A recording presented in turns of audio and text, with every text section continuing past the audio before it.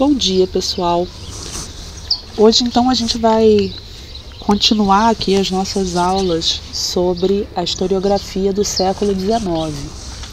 E hoje a gente vai falar sobre o empreendimento mais importante da construção historiográfica, da construção de um projeto de escrita de uma história do Brasil do século XIX, que foi a fundação do Instituto Histórico e Geográfico Brasileiro em 1838. Na aula passada a gente falou um pouco sobre o projeto de escrita da história do Visconde de Cairu, E, de certa maneira, o Instituto Histórico e Geográfico Brasileiro dá continuidade àquele projeto de escrita de uma história conservadora, monárquica, com tendências moderadas, que foi iniciado pelo Cairu. O Instituto foi criado precisamente no dia 21 de outubro de 1838 pela Sociedade Auxiliadora da Indústria Nacional, que havia sido criada 7 anos antes, em 1831. Essa sociedade, que era uma organização da sociedade civil, tinha o objetivo de promover o progresso da indústria brasileira, o progresso da economia brasileira, e contava com nomes ilustres da corte e da elite política do Rio de Janeiro, mais precisamente. O Instituto Histórico e Geográfico Brasileiro, ele existe até hoje. Ele é uma instituição que tem quase 200 anos, e existe até hoje. Se vocês forem no Rio de Janeiro, vocês vão encontrar ali próximo ao bairro da Lapa a sede atual do Instituto Histórico e Geográfico, que ainda conta com suas sessões solenes, com os seus debates.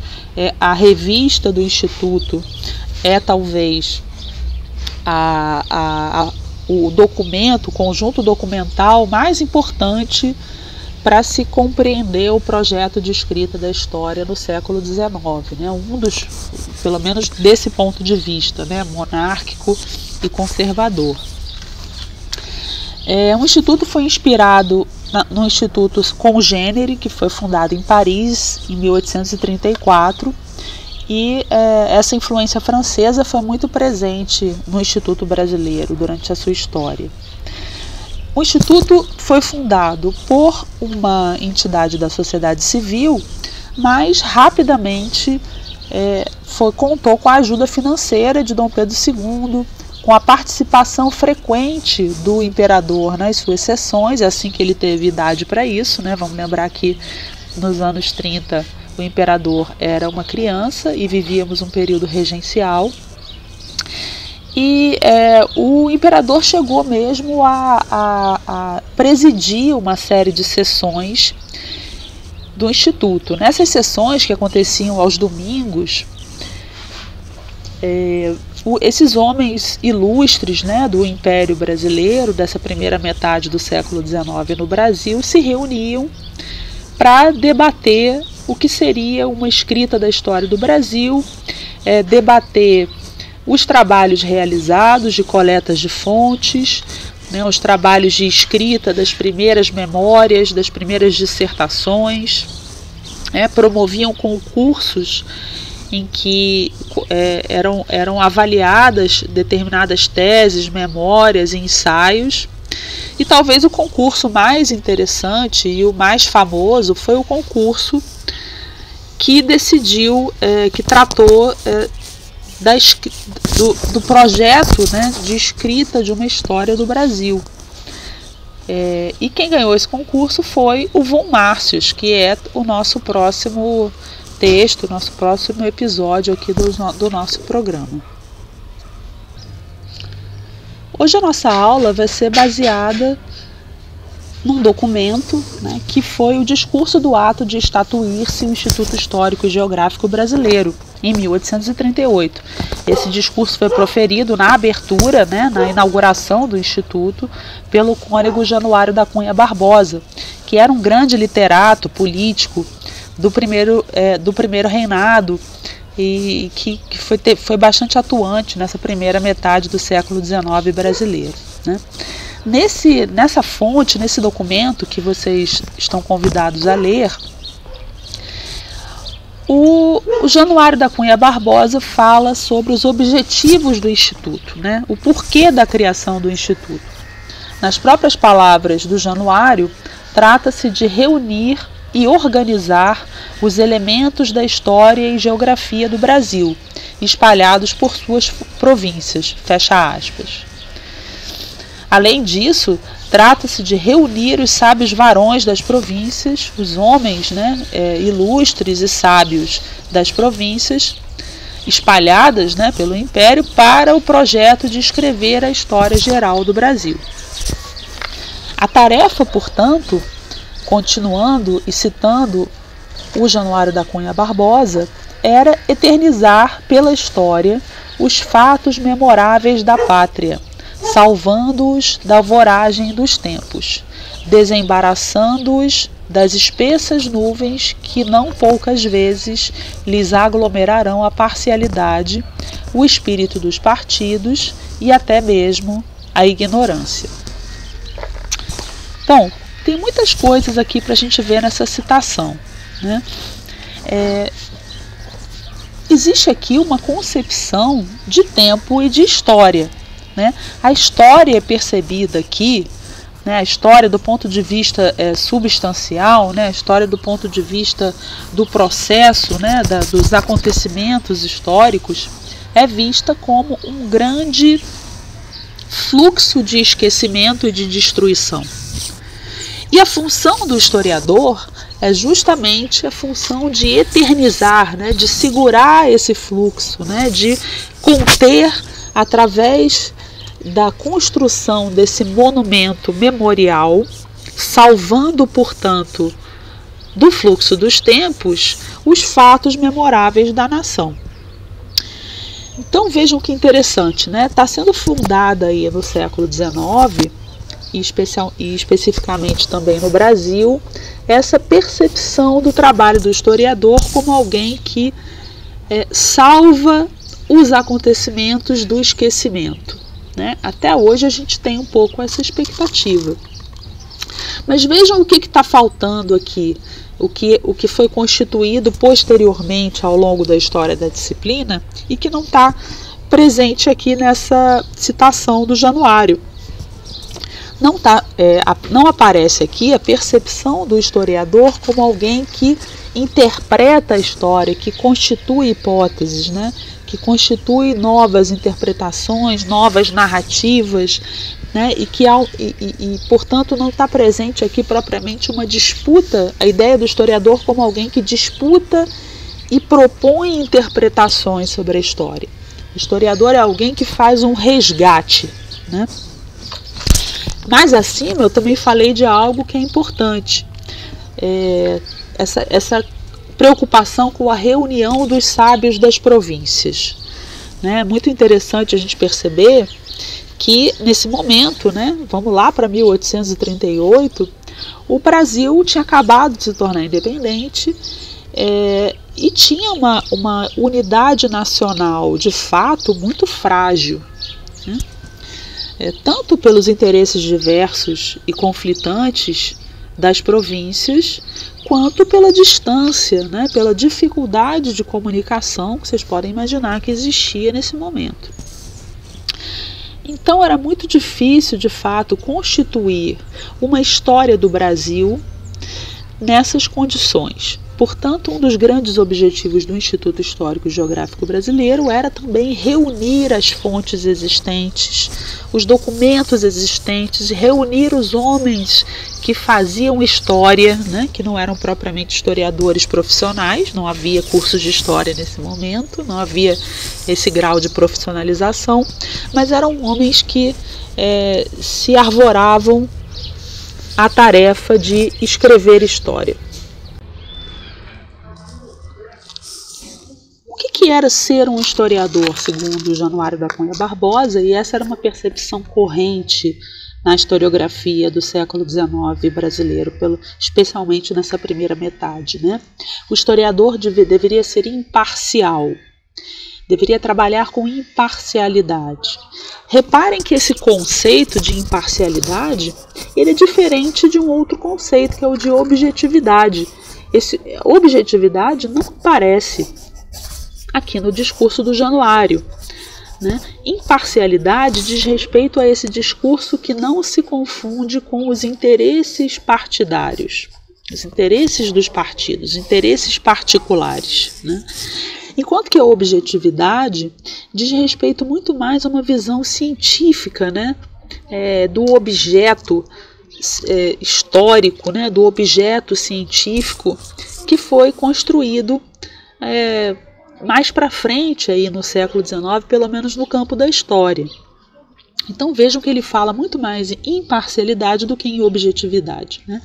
O historiador, além disso, deveria ser esclarecido e possuir critério, né?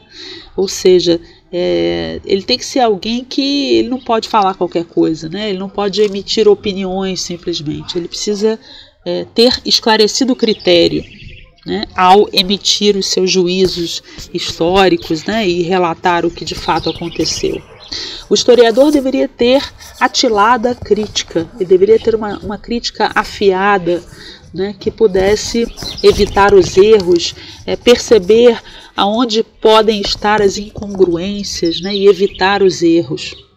O historiador também precisa ter dedução filosófica, ou seja, diante das falhas da pesquisa, né, diante das lacunas que o passado, dos vestígios do passado, que muitas vezes não nos permitem compreender toda a totalidade daquilo que se passou, o historiador precisa ter dedução filosófica, né, deduzir filosoficamente, né, através da razão e da imaginação, aquilo que de fato aconteceu, de tal forma que ele seja capaz de ver a luz da pura verdade. Então vejam, havia uma concepção aqui de que o passado era algo que é acessível na sua totalidade, né? O passado é algo, a história é algo que aqui a gente pode aceder em sua totalidade. Em última instância, seria possível, por exemplo, escrever uma história total, uma história geral, né, do Brasil, mas desde que o historiador seja capaz de, pela imaginação e pela razão filosófica, né, deduzir também aquilo que se passou, diante das lacunas que naturalmente aparecem, né? Nem todos os vestígios estão presentes, nem tudo que se passou é exatamente acessível para o historiador. Sobretudo, isso aparece também no Cairu, né, com muita força, o historiador deveria ser um patriota, né? Ele deveria ter um amor da glória nacional. Então o historiador não é alguém simplesmente que vai relatar o que se passou, mas ele pode relatar o que se passou porque ele não se confunde com o espírito dos partidos, ele não adere ao espírito partidário e parcial e, portanto, ele tem o amor da glória. Veja a importância do conceito de amor, né?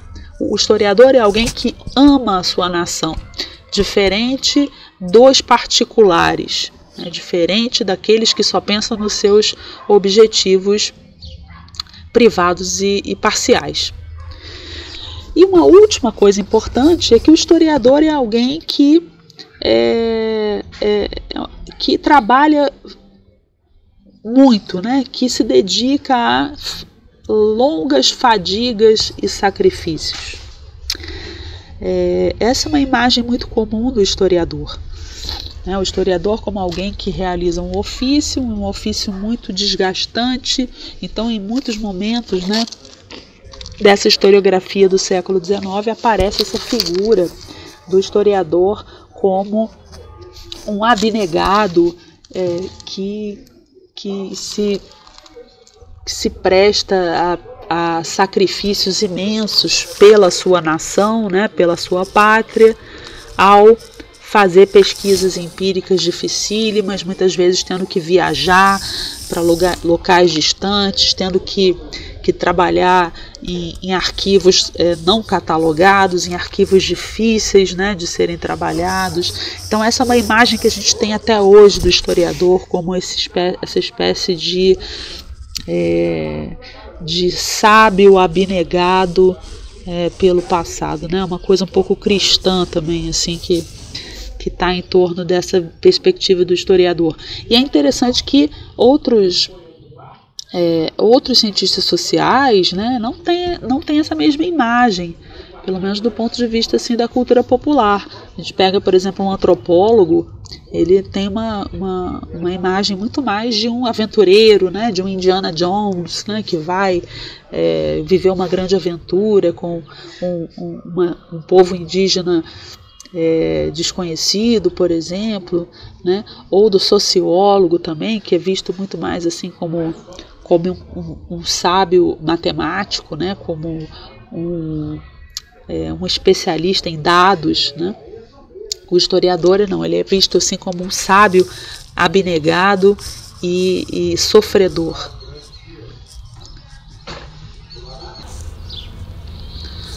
Outra coisa importante na citação que nós estamos analisando é a concepção de que, além da concepção de eternização dos fatos históricos através do discurso do historiador, era importante escrever história para lutar contra o que ele chama de parcialidade e espírito dos partidos.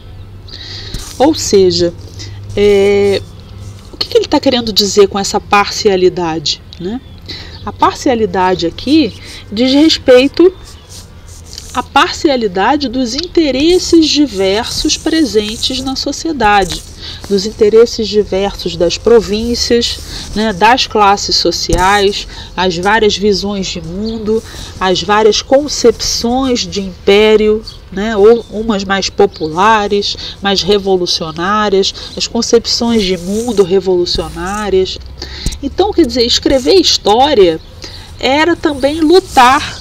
Segundo Januário Barbosa, era uma forma de neutralizar essa parcialidade dos partidos. Vejam que partido aqui não significa partido político, né? Como a gente entende hoje, né? Com organização partidária, né? Nessas sociedades democráticas em que a gente vive, às vezes nem tão democráticas assim, né?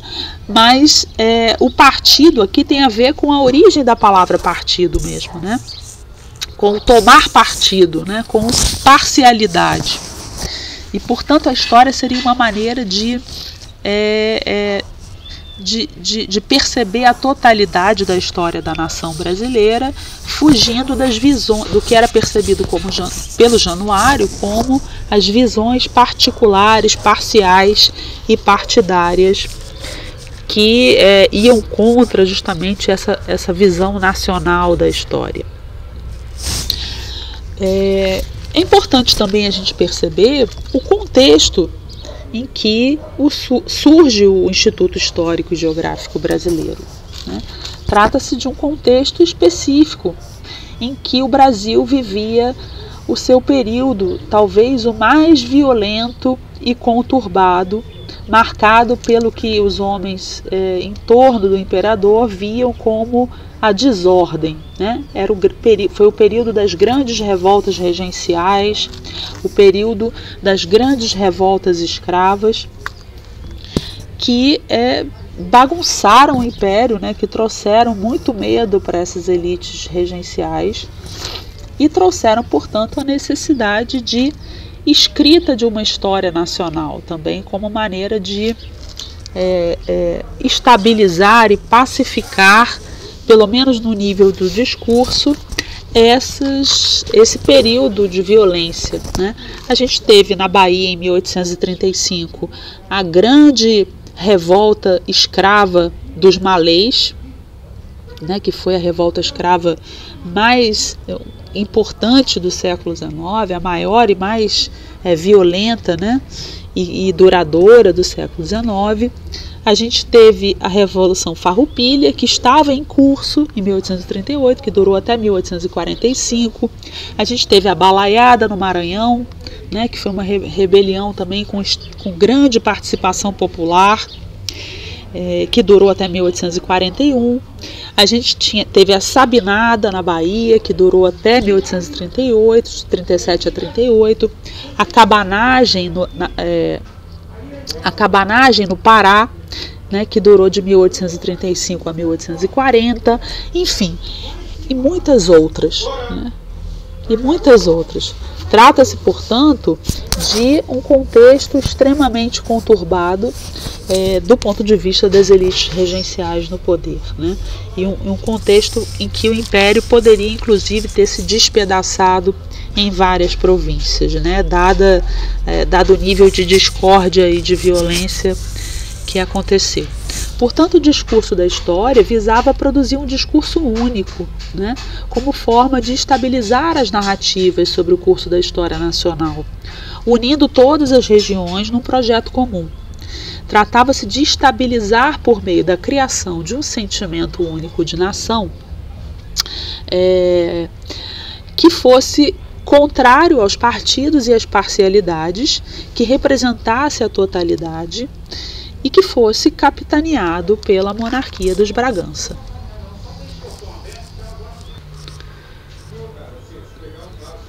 Uma outra citação interessante do texto é a seguinte, abre aspas: começamos hoje um trabalho que sem dúvida remediará de alguma sorte os nossos descuidos, reparando os erros e enchendo as lacunas que se encontram na nossa história. Nós vamos salvar da indígena obscuridade em que jaziam até hoje muitas memórias da pátria e os nomes de seus melhores filhos. Então aqui a gente percebe novamente essa perspectiva, né, muito própria da primeira metade do século XIX, do trabalho do historiador como alguém que vai reparar os erros, né, preencher as lacunas. Veja uma perspectiva holística, né, uma perspectiva totalizante do passado, né, como se o passado pudesse ser acessível na sua totalidade. O historiador é alguém que vai poder preencher essas lacunas, né, se livrando dos erros, uma perspectiva ilustrada também, né, que se encontram na nossa história, né. E a perspectiva também, como eu já disse acima, de salvar da obscuridade, né, de salvar do esquecimento as memórias da pátria e algo que é muito importante também, que são os grandes nomes, né, da pátria, ou seja, os grandes heróis nacionais, os grandes homens ilustres que fizeram a história. Aqui a gente tem uma perspectiva muito elitista da história, né? Quem faz a história aqui são os grandes homens. São os grandes homens que fazem a guerra, que fazem a política, que lideram a sociedade, né? E, portanto, são homens, né? Jamais mulheres. Januário fala sempre dos varões, né? Dos filhos, dos homens, que são fundamentais aí nessa escrita da história e nessa salvaguarda que o historiador realiza do passado. Então aqui a gente pode ir para uma nova citação. A providência, é verdade, faz muitas vezes sair o bem do seio do mal, a ordem das turbulências da anarquia e a liberdade dos terrores do despotismo. Mas é força dizê-lo, senhores, estes caminhos não estão ao nosso alcance. Os caminhos do homem são traçados por seus deveres, e aos olhos da musa severa da história, o crime sempre deve ser crime. Aqui ele está discutindo muito proximamente, né, com as filosofias da história, com autores, por exemplo, como Hegel, né, que ao final do século XVIII e início do século XIX, escreveu que a história, muitas vezes, quer dizer, os fatos históricos, as ações dos grandes homens, mesmo que violentas, mesmo que ações injustas, ações movidas por sua ambição pessoal, movidas por sua vontade de poder e vontade de violência, podem ser boas, né, do ponto de vista providencial, do ponto de vista do decurso posterior da história. Então, por exemplo, né, César, quando fez a grande expansão do Império Romano, matou muitos homens, né, fez guerras violentíssimas, fez atrocidades, né, com seus exércitos. Porém, do ponto de vista da história, ele é perdoável, né, porque César produziu esse mundo unificado que foi a Europa mais para frente, que foi o Império Romano e depois foi a Europa medieval. Então, quer dizer, o que Hegel diz? Hegel diz, diante da marcha da história, né, as ações particulares dos grandes homens e das grandes nações, muitas vezes injustas do ponto de vista da moralidade particular, são justificáveis do ponto de vista da moralidade geral da história. É isso que o Januário não concorda, né? Ele não concorda com isso porque Januário está tentando constituir uma história da nação brasileira que seja uma história que sirva para formar o cidadão, né? Para formar esse novo cidadão desse novo país que está nascendo, né? O Brasil está independente desde 1822, 16 anos de independência. É preciso formar um cidadão que vá agir corretamente, né? Que vai agir de acordo com os parâmetros da civilização, que não vai ser violento, né? Que vai aceitar o poder do Estado, que vai aceitar o poder da polícia, que vai ser um cidadão, portanto, que vai contribuir de forma moderada e pacífica para o desenvolvimento da história pátria. Então, quer dizer, não interessa ao Januário defender uma concepção como a do Hegel, né, que de alguma forma perdoava, do ponto de vista histórico, as ações brutais dos homens do passado. A história para Januário da Cunha Barbosa deve ser, segundo ele, um seminário de heróis. Ou seja, a história deve ser, na verdade, muito mais do que descrever fatos, né, simplesmente, mas deve descrever fundamentalmente, como uma das suas tarefas principais, as ações dos grandes homens, dos grandes heróis, né? Para quê? Para formar um povo com princípios do bem da pátria, né? Para ensinar a virtude, a glória, a justiça pelos exemplos dos grandes homens. Trata-se de uma história com grande influência da concepção romana de história mestra da vida, né? Em que essas vidas dos grandes homens têm um sentido fundamental no ensino, na pesquisa e no ensino da história, né? Para Januário, pelo estilo e pela emulação daquilo que fizeram os grandes homens do passado, era possível ensinar os homens de hoje a serem igualmente grandes e virtuosos, né? Os homens que puseram os povos inteiros em movimento, né? Os homens que lideraram e que levaram o Brasil ao progresso da civilização, deveriam ser emulados, imitados pelos homens do presente. E essa é a função do ensino da história, né? A história não é simplesmente uma galeria de fatos interessantes, né? Mas ela tem uma função política fundamental ao estabelecer, né, e ao trazer da obscuridade essa galeria dos grandes homens. E daí a gente pode dizer que o Januário da Cunha Barbosa ele está trazendo de volta a tradição romana, né, a tradição plutarquiana. Plutarco foi um grande historiador romano que escreveu sobre as vidas dos grandes homens da Roma antiga, né, e, portanto, é uma das grandes referências aí do Januário da Cunha Barbosa. Para terminar, gente, é importante a gente perceber que o IHGB, o Instituto Histórico e Geográfico Brasileiro, foi fundado no Rio de Janeiro, mas logo nas décadas seguintes foram fundados institutos históricos e geográficos brasileiros, institutos históricos e geográficos de outras províncias. E depois da proclamação da República, os institutos históricos dos estados, né, que existem até hoje, muitos deles. E esses institutos, eles tinham uma perspectiva diversa da história, muitas vezes, né, que não concordavam, que escreviam a história através de outros marcos, com outras periodizações, embora fundamentalmente também esposassem, né, essa história como a história dos grandes homens ilustres, a história como a galeria dos heróis, né?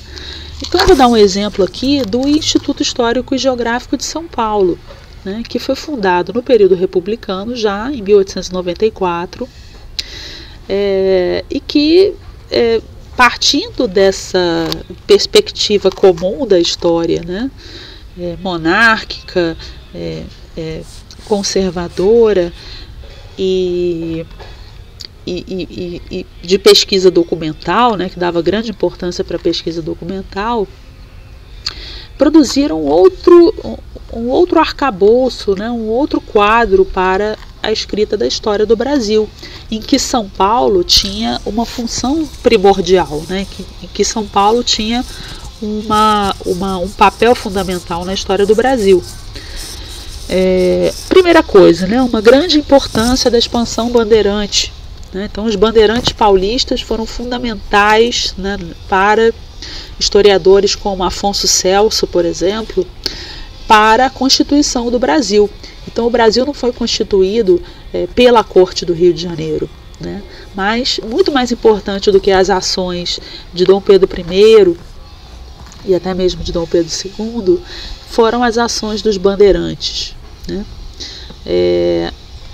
Trata-se de uma história que também mostra a importância das origens republicanas, né, das grandes revoltas ocorridas em outras províncias, que de alguma forma preparavam o mundo republicano que viera depois, como por exemplo a Inconfidência Mineira, né, que teve participação de São Paulo também, né? Então é uma história de certa maneira mais crítica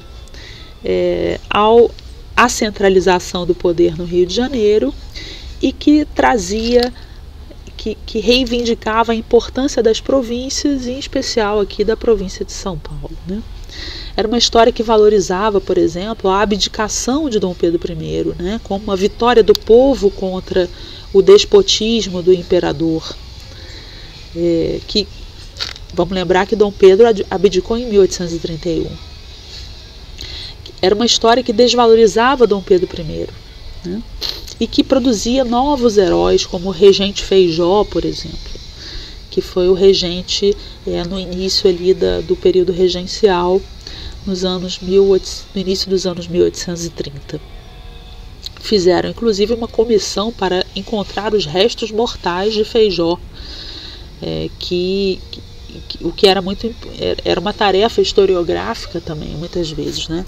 Então o historiador não era alguém que só apenas que escrever a história, mas muitas vezes se dedicava a encontrar os restos mortais, né?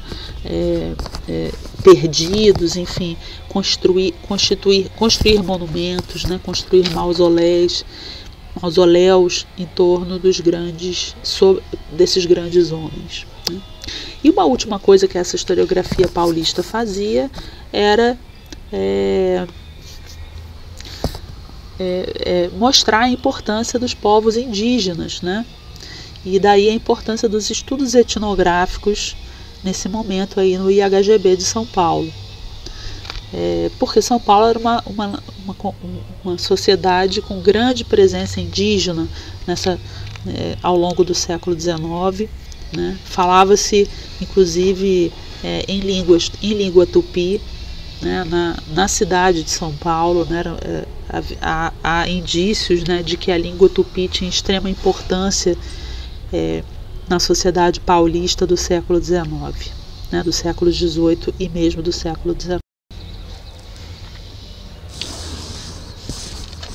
Cabia aos historiadores do Brasil, segundo o projeto do Instituto Histórico Geográfico, igualmente, realizar a tarefa da periodização. Não sei se vocês já perceberam isso, mas a periodização da história, ou seja, as divisões entre períodos, as divisões entre épocas, né, são construções humanas, né, são construções dos próprios homens realizadas ao longo da própria história. Não existe uma periodização natural, não existe uma periodização já pronta, né, recebida pelo historiador, com o qual o historiador vai trabalhar. Então, uma das tarefas básicas, né, segundo o Januário da Cunha Barbosa, é realizar a tarefa da periodização.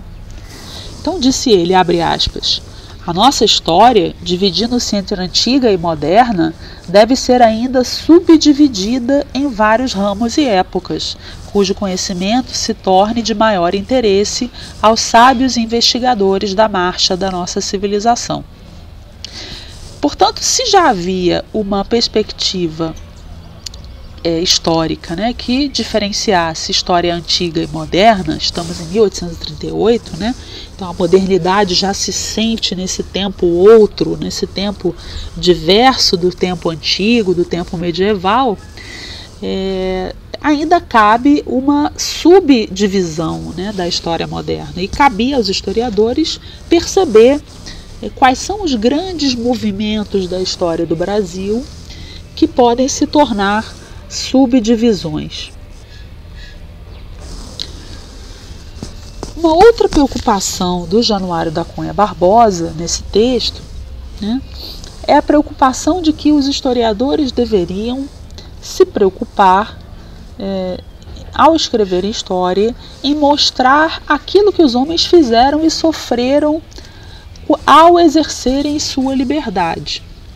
Por que isso é importante, né? Porque aqui o Januário está travando um debate com perspectivas providencialistas, né, que percebiam assim, a história como a realização de um destino providencial cristão, né, que já estava traçado de alguma forma, em que os homens não tinham liberdade, e ao mesmo tempo também está discutindo com filosofias da história que desde o século XVIII se preocupavam em compreender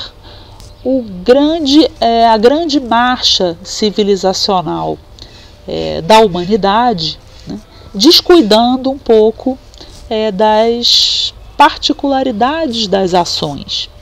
Então, para o Januário da Cunha Barbosa, o historiador não é alguém que vai ser um filósofo da história, ou que vai ser um filósofo cristão providencialista, né? Ele é alguém preocupado em evidenciar a vida do passado, em evidenciar os sofrimentos dos homens, as ações reais dos homens reais, né?